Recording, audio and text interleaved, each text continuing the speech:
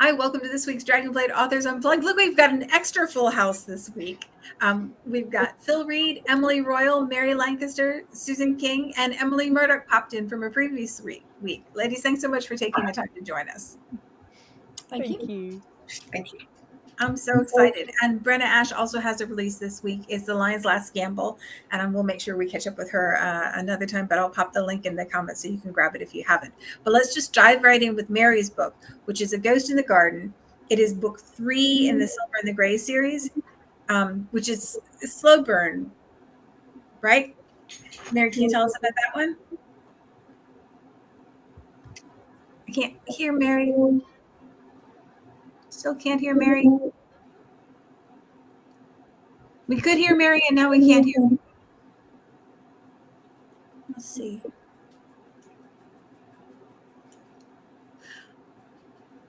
All right, I'm going to let Mary fiddle with her sound. Let's see. Feels like my technological curse is spreading, and I'm so sorry for that. We're all good, and everything fell apart. So since that's the case, we're going to start with Emily, since her book came out weeks and weeks ago. While Mary figures out her sound, and then I think I'm back. Oh, you're back. Well, then you can right in, Emily, at the end. Am I on, or is it Emily? No, you are on. Ghost in the Garden. Tell us about this. Okay. Well, it's Victorian mystery romance, with a very slow burn romance, as you said. So in the first 2 books, we saw them meeting up, and there's obviously the sparks and attractions and so on, and they sort of come across mysteries that they solve themselves, but really by accident. But this time they've decided that they've started a sort of inquiry agency together as partners. So that way they sort of see each other every day without having to admit that there's actually anything between them. So they make their own forced proximity. Yeah, it is really. Except they have an office each, and they sort of meet up and drink coffee, and nobody comes to the agency, so they're getting a bit bored and stuff. But then finally somebody turns up, and it's not the kind of case they want. It's about, they think it's frivolous at first. It's a woman who says that there's a ghost in her garden, and she wants to know if it's real, if it's actually haunting her, or if somebody's up to no good and mischief and trying to frighten somebody in her household. So they take on the case because they don't have anything better to do. But in fact, it turns out to be really a bit too interesting, because it's a very odd household. Her husband turns out to be a bit of an underworld figure, and he's also been involved in the collapse of a sort of slum dwelling where people died. And goodness. There's a lot of bad feeling about it. And they go into the case really more to get back at him, to make him pay for what he did, than to find this ghost, which doesn't really interest them very much. So, but anyway, the ghost is always involved. She's always there. So yes, they just move on from there, finding more and more mystery to solve around this ghost and this nefarious criminal type and his wife, and she's a bit of an enigmatic figure too, so they have to try and work out whether she's the good guy or a bad guy. And they go from there, and in the end there is a bit of a surprise romance-wise at the end, so it's worth keeping in there, I think. Cool. Remind us again about the hero and heroine. Yes, the hero is Solomon Gray of the Silver and Grey part, and he's a Jamaican-born rich man, basically. He had a plantation in Jamaica, and he's sort of expanded his business concerns since then, and he's now living and working in London, very much an outsider, and so is she, because Constance Silver is the owner of a brothel, very upmarket brothel. But she also uses it for other purposes, and she trains people there. And it's very much a sort of charity enterprise, but still she is a mixture of things, and she's not apologetic for what she does. So Yeah, they're both definitely outsiders and not part of respectable society, but somehow they muddle along, Very get there. cool. Very cool. How many books do we have after this one? Well, there should be 2 more after this one, and then I have, in fact, just signed a contract with Dragonblade for another 4. So, Oh, hot dog. so, so I'm looking forward to that as well. Yeah. So the story will go on. I love a mystery with a couple attached to it, so that you get both the like finished mysteries in the book, and then the long, slow relationship of the couple as it goes along. I think It's nice following them that way rather than sort of just finishing it off and think, oh, Yeah. I love you, and then it's all finished. But Yeah. so they move on. It's not quite that simple because, of course, it never is it? Yeah. Well, you Yeah. have more time to get to know everybody and like get attached to Yes. everybody, and you can have more complicated problems because you have longer to fix them. It's lovely. Yeah, that's the idea. Awesome. Awesome. So that's The Ghost in the Garden. And then the next book that came out this week is Brenna's book, which, as I mentioned, is The Lion's Last Gamble. And then the one after that is Phil's book, and that is A Hint of a Scandal. And that is book 2 in the mismatched lovers. Mismatched lovers. I was going to say mismatched ladies, but it's not. It's mismatched lovers. Can you tell us about this one, Phil? Well, this particular book is about a young woman, 2 people who both think they're unworthy of love. She is an orphan. She's been brought up by her horrible half-brother and his horrible wife since she was 6 when her father died. And her mother died when she was born. And they look down on her. And she's into her early 20s. And they have constantly, the wife is really dreadful to her and treats her as an unpaid servant. And she's such a nice character. She doesn't like them very much, but she loves their children. And she's not classically beautiful, and and of course she's never given any new clothes, and she's never encouraged to think of herself as beautiful in any way. And they go up to London because their oldest child, Letty, is very, very beautiful. I'm not sure why, because she doesn't take after her parents at all, because they're not beautiful. And they're taking her up to London, and Letty persuades them to take Seraphina as well, because she tells them it's because she likes Seraphina to run errands for her. But they've got a plan, because Letty's parents are not only are they horrible, they're extremely stingy. So there are no fires in the nursery and no fires in the bedrooms in the winter. And they all suffer from terrible chilblains, all the children do. Oh. And Letty is convinced. They've made a list of things that Letty needs for her husband, and one of them is that fire in every room. Anyway, she goes to London, and they go to the first ball, and she's not got a nice dress to wear or anything. And she meets who is going to be the love interest, and he also thinks he's not lovable because he's a captain. He was in the 20th Hussars. I did lots of research, so I know exactly where he was and what he did. And he got wounded in a cavalry charge, and he was shot in the shoulder, right shoulder, and it damaged the nerves. And so he can't use his arm. He's got a little bit of feeling in his little finger on other places, but he can't use his right arm at all. And he's convinced that he's an absolute cripple. He's half a man, and no one will want to marry him. But his brother is an earl, and a very nice earl, but he's also a very sick earl. He's got congestion of the heart, and he's basically dying. And the hero's called Max, by the way. He wants Max to marry. He's nearly 30. He's a few months off being 30, and the unentailed inheritance that came to his brother came from their grandmother, and it's meant to go to Max, but only if he marries before he's 30.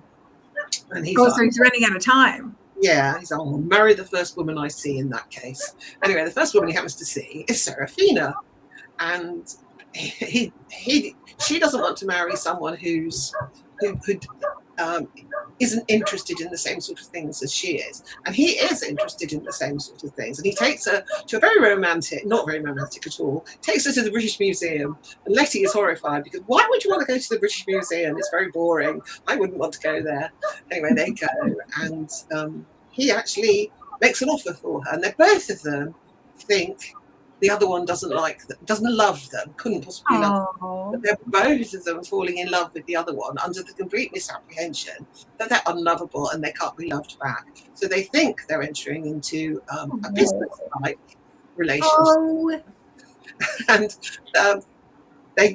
but then the hint of scandal involves Max's brother, the Earl, because they go down to his country pile, and he admits that when he was at Oxford, he married an actress. Oh my goodness. Yeah, who he thought had died when he married his wife, who is the present Countess. And the two, hero and heroine, are thrown together very much because she is far better at doing sleuthing work, a little bit like Mary's characters. They're having to unravel this mystery, and that brings them together. Awesome. And at some point, somebody's going to have to admit that it's not just a business arrangement. Oh yes, definitely. Lay their bare naked hearts out there for us to see, which is like just the best thing, you know. It's like when you're watching like way up here, knowing that they both love each other and nobody's going to say it first. I quite like writing on misunderstandings because it's quite fun, isn't it? Mm-hmm. Yeah, so much fun. Awesome. How many more books do we have in the series? I'm about to sign there's another one coming out this year, and I'm about to sign a contract for 5 more. Oh, yay. Yeah. Awesome. We have many mismatched lovers in our future. Oh, there are, yeah. It's very easy doing mismatched lovers because I like doing that. Fantastic. Well, the next book that comes out this week is Emily's book, and it's a doxy for the Ton, and this is book 7 in the Misfits of the Ton series. Is that right? Yeah, that's right. It's it's book 7. And it kind of follows on from some of the events of book 6. And the hero of book 7 is he's an absolute stinker. He's just this totally spoiled, selfish. He's titled, he's rich, he's very handsome, and he completely and utterly abuses that position and just takes advantage of everything and everyone. So he's really not very, very likable. And in the previous book, he actually caused the demise of his best friend in a drunken carriage accident. And after a night of drinking debauchery, they challenged each other to a carriage race in Hyde Park, and the carriage is overturned. He broke his leg, and his best friend was kind of dispatched from the mortal coil. Together with a well-loved, very popular courtesan. So as a result of this, Alexander the Duke, he's actually now reached the point where people are beginning to disown him. It's like, yeah, you're a duke in Regency times, but there's some limits that we will not cross, and that's dispatching one of us and actually dispatching a well-respected doxy as well. You know, how very dare you do that? So he's been disowned by everyone. He's been thrown out of White's by his best friend, and he's limping around the streets of London, desperate for the next drink. Nobody will take him in, so he goes to this kind of seedy back street, and this doxy accosts him. And he kind of waves her away, and then these sort of ruffians turn up and start beating the living daylights out of him. And he kind of, as he gets his face kind of ground into the dirt and all kind of the mud and other horrible stuff in the gutters in London slums, he kind of realizes, maybe I should rethink my life choices.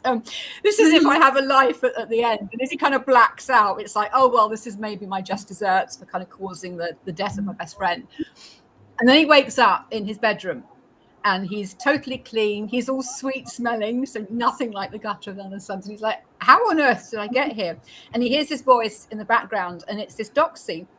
And her voice is kind of not the typical voice of a kind of London doxy. There's a slight hint of refinement to it. So it's like there's obviously something going on with this woman. But the kind of Alexander comes to the fore again and says, well, you know, when I was disowned, I couldn't get a woman, but actually I've got a doxy in my bedroom. Hello, I can do what I want with her, kind of thing. But she's like really clinical, really businesslike. She's like, no, if you want to do anything, then fine, I will gratify you physically, but you've got to pay for it. This is a business arrangement. So she gives him the night of his life, but she does say, look, I'm taking no pleasure out of this. This is purely a business transaction. I am in it for the money. So it was like, oh, well, all right then. Gives him the night of his life, and he wakes up the next morning, and he's got this woman in his bed, and he's got this terrible hangover at this point, and the gaudy wig has gone. It's hung over the chair. All the makeup has gone. And he looks at this woman, it's like, this is no ordinary doxy. Because, you know, like when you're asleep, people say this is how your true nature comes out. And he sees this kind of serene, peaceful expression on this very youthful face. And he realizes, this woman in my bed is no ordinary doxy. She is an utter angel. So he starts to fall for her, and he sort of begins to think, well, is she an ordinary doxy? What's going on? There's some kind of secret. But then the selfish Alexandra also comes to the fore and thinks, well, if I've got this woman who looks and sounds like a lady, can I get her to pass herself off as my mistress? And actually, if people in society see me parading about Hyde Park with a mistress who's really beautiful and refined, that might restore my standing in society. So he makes an offer to her and says, be my mistress. And this is the reason why. And she just like totally blows him out. It's like, no, I do never want to be beholden to a man. I will never be a man's mistress because she's got some kind of past. But she says, make it a business transaction, make it temporary. So they agree to have this temporary liaison for a few months until the beginning of next season, which hopefully will give him enough time to have his reputation restored so he can carry on taking mistresses, etc., etc. But will give her enough money so that she can buy her freedom. And she agrees, but she negotiates a good price because she's a businesswoman. And again, she makes it very clear, physical gratification in the bedroom only. We will masquerade as lovers in public, and I'll pretend to be a widow fresh from the continent because people won't know who I am. But no love, no kissing, no intimacy, no tenderness, just purely physical terms. And you're like, oh, okay, yeah, I'll go along with it. But he sort of begins to realize that there's a bit more to her than meets the eye. She's slightly refined. Occasionally she shows sort of flickers of fear in society, and there's some kind of past, some kind of scandals buried in the past. I mean, he wants to unearth it, and he begins to fall for her, but she's like still very, very businesslike. No, I am here to gratify you physically, but nothing more than that. And he cannot crack this nut, as it were. And then when we kind of begin to get towards the end of their liaison, he actually realizes that he's totally fallen for her, and he can't let her go. And from her point of view, yes, she does have a tragic past. She doesn't trust men. She never wants to be beholden to a man again. She never wants to fall in love. She's in it for the money, but that money is a means to an end to sort of further the cause for other women who are downtrodden. So she's really terrified that her past is going to come out, because if her past comes out in society, if people do actually start to recognize her, then everything is going to come. There's so much tension there. There's so much potential conflict. That is great. That's great. Oh, fun. And this is book 7 in the series, and there's still plenty more to come, aren't there? Yeah, it's book 7. That the original contract was for 7, and then I signed a contract a few months ago for another 5. So I've kind of sort of sketched out the next 5, and I'm about halfway through writing book 8. Oh, awesome. Lots to look forward to then. So, the last book that comes out this week is Susan's book, and it's A Rogue in the Firelight, because if you're going to have a rogue, he should be firelit, I think. And this is book 1 in the Whiskey Rogue series. Book 1. We are starting this series with Backlist. So I've got, this is the first of those 3, and then it'll continue with 3 more, and I've also just finished a Lion's Den, the first Lion's Den, that wraps into this series as well. Oh, cool. I've been writing medieval, but also Scottish Regency, so jumping over to that camp for a little while. Awesome. And this has, if we can mention, a gorgeous cover. So I'm so happy with these covers. Good cover. Really, and I know Dar had not read the book, but she captured him, which is so fun to see. Oh, fantastic. The story actually starts with the setup for Edinburgh preparing for King George's visit in 1822. And historically, this is true. He requested to meet the distiller of his favorite whiskey. And I thought, oh, I can work with that. Yeah. So he makes this request to meet the distiller of his favorite Highland whiskey. And the problem is, it goes to the Scottish government, to the Lord Provost and the Deputy Lord Provost. And the problem is, the distiller is in the dungeon for smuggling. And so they have to figure out what to do, because a lot hinges on pleasing the king with every request that he has. Because at this point, he can easily just go to France and forget the Scots. So what they come up with. And this guy is in the dungeon with two others. They've been charged with smuggling, and they're Highlanders. They're dirty. They're messy. They've been wearing these plaids forever, and they're speaking only Gaelic. And what are they going to do? So the deputy Lord Provost has a daughter who speaks Gaelic, and she is asked to translate. They got to talk to this guy. They're going to bring him out of prison and dress him up, clean him up, and get him in front of the king for 5 minutes and back in the dungeon. That's the plan. So she's pulled into this plan, and she points out that, if this is the case, he's going to need some etiquette lessons. He's going to need a lot more than just, a bath and clothes. Yeah. clothes. So they send him to a remote castle that belongs to a relative of the provost and his daughter, and she is tasked with this. So he is Ronan McGregor. He's actually covering for something that his dead brother did. He and his friends are trying to clean up a mess, and his brother and a cousin were killed. He's actually a lawyer. He's been, he doesn't need etiquette lessons. He doesn't need lessons in English. He doesn't need a new set of clothes. He just needs to get through this situation. And she is a secret novelist. She's a widow. She's kind of been disgraced in the past, so she keeps a low profile. And there's some tension between her and her father and what her father wants her to do. So here they are. She's trying to teach him, starts out with the lessons, the etiquettes, which is kind of fun because, then you get to do the research and there's crazy things in these etiquette books. So you can bring this in, so it's a lot of fun to do. It's basically sort of a Frog and the Princess kind of a story. Yeah. So she finds out what's going on. She realizes that he doesn't need her, but he does.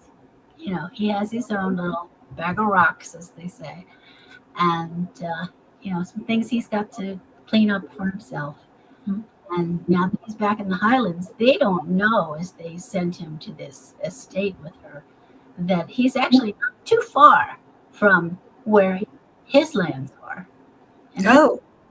And he can continue to try and rectify this situation and get some recompense for his brother and his brother's reputation. So that's basically the setup. And after a while, we have to confront other real smugglers and solve some of that.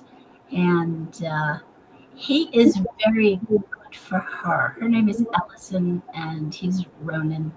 And he's very good for her because he sees that she's shy and she's kind of isolated herself, and he helps her pull out of that and realize that she can write these books that she's embarrassed to write. So then we end up back in Edinburgh, and it's kind of fun because each one of these books, the 3 that I've done and then the 3 that I'm planning, ends up at one point, either in the beginning or toward the end, in the events surrounding the king's visit. And that was a wild 2 weeks in August of 1822. If you've read anything about it, a lot of fun to play with. There's a lot going on. So there you go. And cool research too to do. So. Yeah, it was a lot of fun research. Yeah. And awesome. I'm going to Scotland next week. Fantastic. So we'll be there for a couple of weeks and get to I've been several times, but I haven't been for a while. So it's good to get back. Really, really good to get back. Send lots of pictures so we can live vicariously through you. Awesome. Well, that's great. And then we've got the 3 that are backlist titles, and then the 3 additional ones to come. So we've got plenty of rogues. Yes. Plenty of whiskey rogues to come. Awesome. Fantastic. And another thing about these covers that I was really thrilled with is that she put some very subtle details in. There's fairy legends in each one of these that relates to either the location or to the whiskey making, something like that.